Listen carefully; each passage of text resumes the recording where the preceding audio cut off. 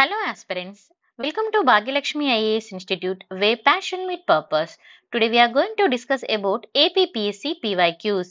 So ఇంతకుముందు మనము చాలా PYQs చూసాము APPSC నుంచి. సో ఇప్పుడు తీసుకుంటే ద క్వశ్చన్ వచ్చేసి ఇక్కడ చూడండి, నేను మీకు different like 2019, 18 and different papers కూడా నేను మీకు ఎక్స్ప్లెయిన్ చేస్తున్నాను. సో క్వశ్చన్ చూసుకుంటే the central government has so far accorded classical languages status. ఇక్కడ క్వశ్చన్ ఏమంటున్నారంటే ఇక్కడ మనకి కింద కొన్ని లాంగ్వేజెస్ ఇచ్చారు. సో ఇక్కడ మనకి సెంట్రల్ గవర్నమెంట్ రికార్డ్ ప్రకారము క్లాసికల్ లాంగ్వేజ్ స్టేటస్ అనేది ఏ లాంగ్వేజెస్ కి రావడం జరిగింది అని అడుగుతున్నారు. Tamil, Telugu, Sanskrit and all of the above. So the right answer is ఈ మూడు లాంగ్వేజెస్ కూడా వచ్చింది కాబట్టి మనం ఆల్ ఆఫ్ ది ఎబో అనేది రైట్ ఆన్సర్. మరి క్లాసికల్ లాంగ్వేజెస్ గురించి చూసుకుందాం. క్లాసికల్ లాంగ్వేజెస్ స్టేటస్ అనేది మనకి తెలుగు, తమిళ్, సాంస్క్రిట్ కి ఇవ్వడం జరిగింది. అండ్ గవర్నమెంట్ ఆఫ్ ఇండియా మరి దీన్ని ఎలా రికగ్నైజ్ చేస్తుంది? ఇది వచ్చేసి ప్రెస్టేజియస్ హెరిటేజ్ అని చెప్పొచ్చు. మరి ఎలా రికగ్నైజ్ చేస్తుంది లాంగ్వేజెస్ ని?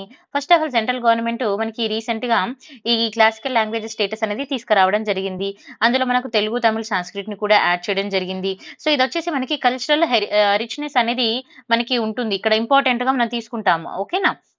అండ్ మరి 2004లో మనకి గవర్నమెంట్ ఏం చేసిందంటే government of India foundation of the recognising the classical languages recognition కి ఫౌండేషన్ అనేది తీసుకురావడం జరిగింది.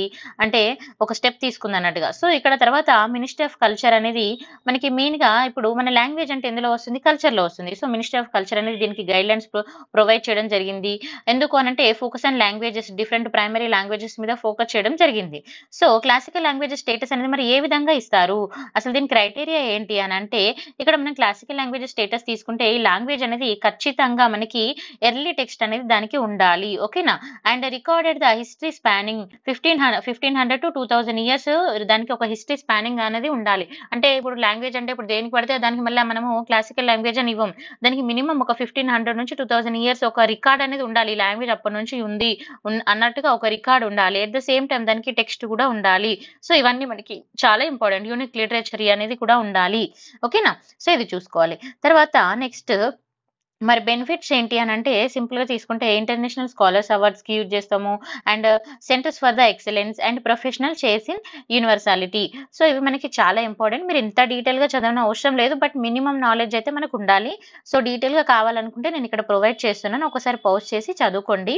తర్వాత కరెంట్ క్లాసికల్ లాంగ్వేజెస్ ఏమనేది చాలా చాలా ఇంపార్టెంట్ చూసుకోండి. ఓకేనా? సో 6 లాంగ్వేజెస్ అనేవి ప్రజెంట్ మనకి క్లాసికల్ స్టేటస్ అనేది ఉన్నది ఇండియాలో.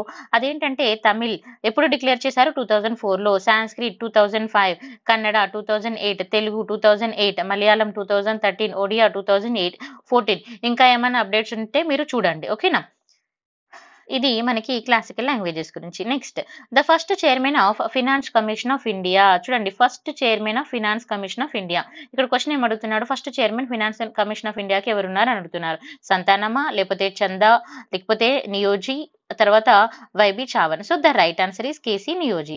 సో కేసీ నియోజీ తీసుకున్నప్పుడు ఇతను వచ్చేసి మనకి right answer KC Neogy. So decoding the finance commissions, ఇక్కడ మనము మెయిన్ గా చూడండి, ఇక్కడ అంటే కీ పాయింట్స్ తీసుకుంటే ఏముందో చూద్దాం. ఫస్ట్ ఇనార్గల్ లీడర్షిప్ ఎవరున్నారంటే మనకి కేసీ నియోజీ. అండ్ ఇక్కడ చూడండి ఫస్ట్, ఇక్కడ గుర్తుపెట్టుకోవాలి మనం ఫస్ట్ చైర్మన్. ఇది మనం క్వశ్చన్ అనేది జాగ్రత్తగా చదువుకోవాలి. చాలా మంది ఇప్పుడు రీసెంట్ గా కనిపించిన సంతానం పేరు ఇలాంటివి చూడగానే అరే ఇది నేను విన్నాను కదా, నేను చూసాను, ఇలా కాదు. ఫస్ట్ క్వశ్చన్ లో ఏమి ఇస్తున్నారు, క్వశ్చన్ ఏం అడిగారు అనేది మనం జాగ్రత్తగా చూసుకోవాలి. ఓకేనా? సో మనకి ఇక్కడ కేసీ నియోజక్ మనకి ఫస్ట్ చాలా ఇంపార్టెంట్ రోల్ అయితే ప్లే చేయడం జరిగింది ఫైనాన్స్ కమిషన్ లో. ఓకేనా? అండ్ తర్వాత ఇది వచ్చేసి కాన్స్టిట్యూషనల్ బాడీ. మనం చూసుకోవాలి కాన్స్టిట్యూషనల్ బాడీనా లేకపోతే నాన్ కాన్స్టిట్యూషనల్ బాడీనా అనేది చాలా ఇంపార్టెంట్. తర్వాత ఫైనాన్స్ కమిషన్ కాన్స్టిట్యూషనల్ మ్యాండేట్ అసలు ఏముంది, అసలు కాన్స్టిట్యూషనల్ పరంగా ఏముంది అనేది కూడా మనం చూసుకోవాలి. ఓకేనా?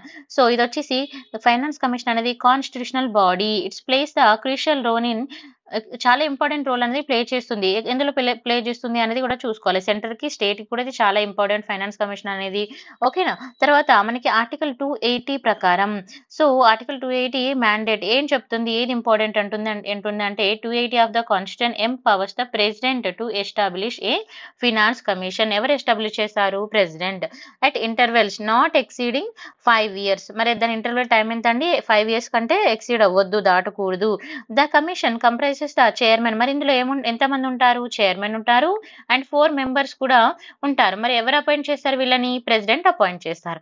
మరి క్వాలిఫికేషన్స్ ఏముండాలి అనంటే parliament has the authority to determine the qualifications required the commission members and methods of their selection. ఎవరు చెప్తారండి?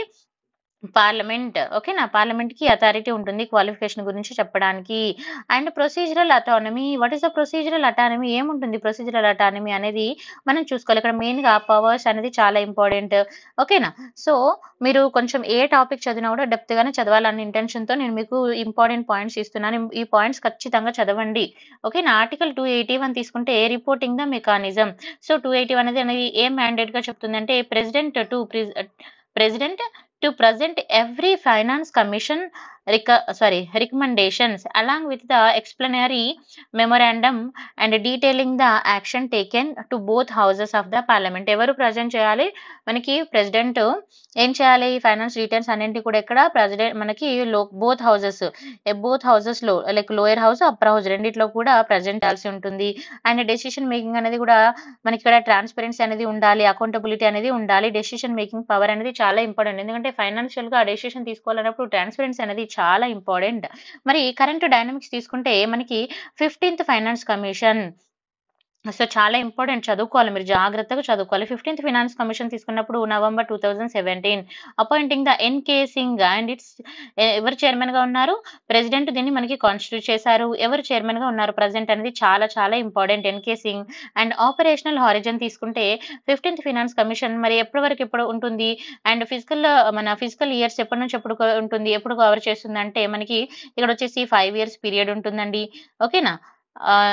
Sorry, it extended the over a 5 years period ని ఎక్స్టెండ్ చేయడం జరిగిన తర్వాత ఫిజికల్ ఇయర్స్ తీసుకుంటే 2021 2022 టు 2025 టు 2026 అనేది మనకి చూసుకోవాలి. ఇక్కడ ఎక్స్టెన్షన్ అనేది ఏ విధంగా ఉంది అనేది ఒకటి చూసుకోండి పాయింట్.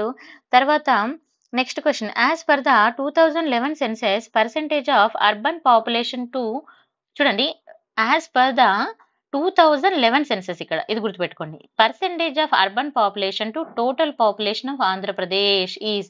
ఇక్కడ అర్బన్ పాపులేషన్ టోటల్ ఇక్కడ ఏమంటున్నాడంటే ఆంధ్రప్రదేశ్లోని టోటల్ పాపులేషన్ లో అర్బన్ పాపులేషన్ ఎంత ఉంది? ఎవరిది? ఓన్లీ ఆంధ్రప్రదేశ్తో అడుగుతున్నారు. Percentage of urban population to total population of Andhra Pradesh. So, ఎంత ఉందంటే 33.49% మనం సెన్సస్ అనేది చూసుకోవాలి. అవుట్లుక్స్ కానీ మనకి బడ్జెట్ అవుట్లుక్ కానీ మనకి ఇలాంటివి అనేవి చాలా చూసుకోవాలి. డెవలప్మెంట్ రిపోర్ట్స్ చాలా ఇంపార్టెంట్. ఏపీ డెవలప్మెంట్ రిపోర్ట్ ఇలాంటివి చూసుకోవాలి. ఓకేనా?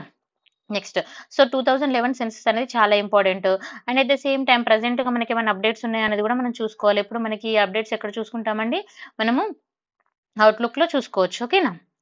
సో, ఇక్కడ మీకు మెన్షన్ చేశాను. తర్వాత ఇక్కడ చూడండి, ఇప్పుడు నేషనల్ కంటెక్స్ట్ లో నేను అర్బనైజేషన్ గురించి చెప్తున్నాను. అర్బనైజేషన్ హైలైట్స్ తీసుకుంటే మోస్ట్ అర్బనైజ్డ్ టెరిటరీస్ ఏమున్నవి అని అంటే Delhi first of all. And first ఇదేంటి? నేషనల్ క్యాపిటల్ టెరిటరీ మనకి ఢిల్లీ. తర్వాత యూనియన్ టెరిటరీ తీసుకుంటే చండీగఢ్ ఉంది. సో, ఇలా మనం చూసుకోవాలి పర్సెంటేజ్ ఎంత ఉంది. తర్వాత leading states in urbanisation. Leading states ఏమున్నాయి మనం చూసుకుంటే ప్రజెంట్ గోవా అనేది లీడింగ్ స్టేట్ లో ఉంది. అండ్ పాపులేషన్ ఎంత ఉందో చూసుకోండి. తర్వాత లీస్ట్ అర్బనైజ్డ్ రీజన్స్, లీస్ట్ కూడా చూసుకోవాలి. లీస్ట్ ఏముంటుంది? హిమాచల్ ప్రదేశ్ ఉంది.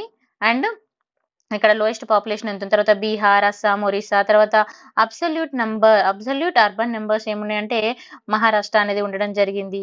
ఓకేనా? తర్వాత Uttar Pradesh and Tamil Nadu followed closely to the 44.4 millions అనేది ఉన్నది. ఇది ఒకటి చూసుకోవాలి. మన ఆంధ్రప్రదేశ్ విషయానికి వచ్చినప్పుడు 2011 సెన్సస్ ప్రకారం టోటల్ పాపులేషన్ ఎంత ఉంది అనేది చూడండి. ఇక్కడ 84 అండ్ 665,533 అంటే ఇది ఎన్ని లక్షలు వస్తుంది అనేది చూసుకోవాలి. ఓకేనా? సో 8 crore అప్రాక్స్ కి ఇక్కడ మనకి 8 crore వస్తుంది. ఓకేనా? మళ్ళీ ఇందులో మేల్ డేటా ఎంత ఉంది అండ్ ఫీమేల్ డేటా ఎంత ఉంది అనేది కూడా చూసుకోవాలి మనం. తర్వాత సెక్స్ రేషియో ఏ విధంగా ఉంది? 992 అనేది ఉంది. సో 1000 కి అది చూసుకోవాలి, మేల్ ఫీమేల్ సెక్స్ రేషియో. తర్వాత యంగ్ పాపులేషన్ 0 to 6 years ఎంత వరకు ఉన్నారు అనేది కూడా మనం ఆంధ్రప్రదేశ్ లో చూసుకుంటే అది మనకు ఒక క్లారిటీ ఉంటుంది. ఇది చాలా ఇంపార్టెంట్. సో ఇక్కడ మనకు ఇంపార్టెంట్ ఏంటంటే 2011 senses. As per the 2011 senses total population of Andhra Pradesh. చూడండి, ఇప్పుడు ఈ ఎక్స్ప్లెనేషన్ మీరు ఒక్కసారి కరెక్ట్ గా చూస్తే మీకు ఈ ఆన్సర్ తెలుస్తుందా లేదా? అందుకే పీవైక్యూస్ చాలా ఇంపార్టెంట్ అని చెప్తాను నేను. ఓకేనా? సో ఇప్పుడు మన అందరికీ తెలుసు ఆన్సర్ 84,665 అండ్ 533. ఓకేనా? నెక్స్ట్ సో పాపులేషన్ ఓవరీ తీసుకున్నప్పుడు ఇక్కడ మనకి 2011 సెన్సెస్లో టోటల్ పాపులేషన్ ఎంత ఉంది, తర్వాత జెండర్ డైనమిక్స్ అనేది కూడా చూసుకోవాలి. సో జెండర్ డైనమిక్స్ మేల్ తీసుకున్నప్పుడు ఇక్కడ చూడండి మేల్ ఎంత ఉంది అండ్ ఫీమేల్ పాపులేషన్ ఎంత ఉంది అనేది కూడా మనం జాగ్రత్తగా చూసుకోవాలి. తర్వాత సెక్స్ రేషియో అనేది ఎంత ఉంది, 992 ఉంది, ఇంతకుముందు ఆల్రెడీ చూసాము. తర్వాత group A 0 to 6 years 0 to 6 years వాళ్ళ డేటా ఎంత ఉంది అనేది కూడా మనం చూసుకుంటాము. ఓకేనా. Next the first controller and auditor general of India. చూడండి ఫస్ట్ ఇక్కడ కొంచెం క్వశ్చన్ చదివేటప్పుడు జాగ్రత్తగా చదువుకోండి. ఫస్ట్ కంట్రోలర్ ఫస్ట్ కాగ్ ఎవరని అడుగుతున్నారు. సో రంగనాథన, లేకపోతే ఏకే రాయ, లేకపోతే AK Chand R Narahari Rao. So the right answer is Narahari Rao. So Narahari Rao గురించి మనం తీసుకుంటే ఫస్ట్ ఆఫ్ ఆల్ అన్నిటికంటే ముందు కాగ్ అంటే ఏంటి చూద్దాం. Controller and auditor general. ఓకేనా. సో ఇది మనకి ఆర్టికల్ 148 అనేది మనకి కాగ్ గురించి చెప్పడం జరుగుతుంది. సో కాగ్ అనేది మరి ఇది ఏంటి, ఇంతకుముందు మనకు ఇందాక పైన కూడా మనము డిస్కస్ చేసుకున్నాము. సో ఇలాంటివి వచ్చినప్పుడు చూసుకోవాలి. ఎందుకనంటే మనకి ఇక్కడ చూడండి ఇక్కడ 280 ఏం చెప్తుంది అనేది కూడా చూసుకున్నాం. ఇప్పుడు మరి ఇక్కడ మరి కాగ్ ఎంత ఉంది, ఇక్కడ ఆర్టికల్స్ ఇంపార్టెంట్ కూడా మనం చూసుకోవాలి. ఓకేనా. సో 28 అండ్ ఇక్కడ 148 చూడండి. ఇప్పుడు మరి కాగ్ తీసుకుంటే ఇది వచ్చేసి కాన్స్టిట్యూషనల్ ప్రొవిజన్. క్వశ్చన్ మనం చూసుకోవాలి కాన్స్టిట్యూషనలా నాన్ కాన్స్టిట్యూషనలా. సో ఇది మనకి ఏం చెప్తుంది అనేది కూడా ఇంపార్టెంట్. తర్వాత అపాయింట్మెంట్స్ టెన్యూర్ ఏ విధంగా ఉంటుంది అని అంటే appointed by the president of India. ఎవరు అపాయింట్ చేస్తారండి, ప్రెసిడెంట్ ఆఫ్ ఇండియా. మరి ఎవరు రిమూవ్ చేస్తారు, ప్రెసిడెంట్ ఆఫ్ ఇండియానా కాదు. CAG can only removed from the office through the process on ground. ఎవరి అంటే ఏ ప్రాసెస్ లో రిమూవ్ చేస్తారు అని అంటే removal of judge of supreme court. ఒక సుప్రీం కోర్ట్ జడ్జిని ఏ విధంగా రిమూవ్ చేస్తారో సేమ్ ప్రాసెస్ లో రిమూవ్ చేస్తారు. తర్వాత కాగ్ సర్వీసెస్ తీసుకుంటే ఫిక్స్డ్ టర్మ్ అండి 6 years ఉంటుంది or until the reach of age of 65 వరకు ఉంటుంది. తర్వాత లీడర్షిప్ రోల్ తీసుకుంటే ఇది చాలా ఇంపార్టెంట్ లీడర్షిప్ రోల్ అయితే ప్లే చేస్తుంది. ఎక్కడంటే Indian audits and accounts department లో. ఓకేనా. Next guardian of public finance. మనకి కాగ్ అంటే పబ్లిక్ ఫైనాన్స్ కి ఒక గార్డియన్ అని కూడా అంటాము. And it's controlling the entire financial system of the country. ఇది వెరీ ఇంపార్టెంట్. ఓకేనా. తర్వాత కాన్స్టిట్యూషనల్ కమిట్మెంట్స్ ఏమున్నాయో మనం చూసుకోవాలి. ఓకే. నెక్స్ట్ కాగ్ అనేది చూడండి కరెంట్ కాగ్ తీసుకున్నప్పుడు గిరీష్ చంద్ర ముర్ము ఉన్నారు. సో ఇంకేమైనా అప్డేట్స్ ఉన్నదా చూడండి. నేను ప్రిపేర్ చేసినప్పుడు ఎంతవరకు అయితే ఉందో అంతవరకు నేనైతే ప్రొవైడ్ చేస్తున్నాను. ఇంకేదైనా అప్డేట్స్ ఉన్నా చేంజెస్ ఉన్నా చూసుకోవాలి. సో నేను ఆల్మోస్ట్ అప్డేటే మీకు ఇస్తున్నాను. Next Narahari Rao. So historical context తీసుకున్నప్పుడు నరహరి రావు గారు చాలా ఇంపార్టెంట్ రోల్ అయితే ప్లే చేయడం జరిగింది. ఇతను వచ్చేసి చూడండి Narahari Rao distinguished Indian civil servant and served the inaugural CAG from 1948. చూడండి 1948 to 1954 అంటే ఎప్పుడండి మనకి స్వతంత్రం వచ్చిన తర్వాత. సో మనకి ఎవరున్నారు అని అంటే మనము నరసింహరావు గారి గురించి చెప్పొచ్చు. ఓకేనా. సో ఓకే అండి, మనం రిమైనింగ్ క్వశ్చన్స్ రేపు చూద్దాము. Thank you so much for watching. మీకు ఈ వీడియో నచ్చినట్టయితే లైక్, షేర్ అండ్ సబ్స్క్రైబ్ చేయండి. నేను ఇంకా మీకు ఫాస్ట్గా వీడియోస్ అప్లోడ్ చేయడానికి ట్రై చేశాను. థ్యాంక్ యూ సో మచ్ అండి.